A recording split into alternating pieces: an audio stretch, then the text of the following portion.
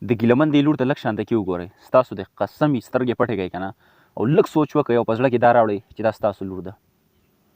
لږ شانته کې دې باره کې سوچ وکړئ. ځه د دې اوښکو د چا سره نه قیمت شته نه جواب شته.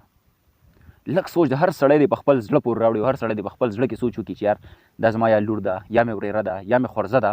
یقین وکړئ چې زړه دې پې ونه دردېدو که نه نو ته بیا مسلمان نه یې. چې داسې کس به نه یې، داسې پښتون به نه یې، داسې مسلمان به نه یې چې په دې باندې بیا زړه نه یې دردېدلی. دا قطار قطار اوښکې چې د دې د لور د سترګو نه روانې دي هر سړی ودرده او په زړه کې سمې لارې جوړی لارې. حیران به دا شي چې یو طرف ته خو د ګیلامن غم دی، بل طرف ته چې د دې د خاندان ته وګورې، د دې د بچو ته وګورې، د کور ودانې ته وګورې، مور ته ورله وګورې، خویندو ته وګورې، نو زړه به دې پې درد وکړي. قسم په خدای چې زړه به دې پې درد وکړي. د ګیلامن غم یو طرف ته، خو د دې د کور د خلکو دغه غم بل طرف ته.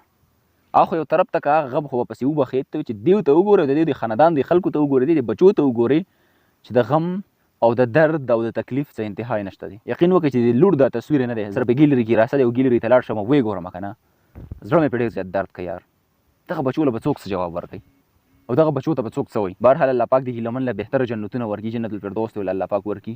د هغې د کور خلکو له دی الله پاک د زړه صبر ورکړي. او د ګیلامن وزیر چې په تاریخ کې د پښتنو کومه غټه جنازه شوې ده، یقین وکړه چې په هر ځای کې خلک ولاړ وو. پېښور نه تر بنو پورې د وزیرستان پورې خلک روډونو ته راوتلي او دغه پښتانه ورته په یو خپه باندې ولاړ وو او په هغه روډ چې تېرېدو خلک ورته دغه شانته کې ولاړ وو، انتظار یې ورته کاوه.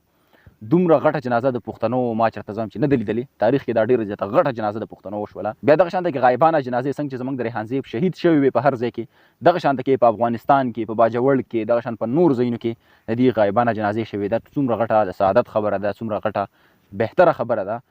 الله پاک دې وله جنت الفردوس ورکړي او د دې د کور خلکو لري الله پاک د زړه صبر ورکړي. یقینا چې ډېره زیاته ګرانه ده.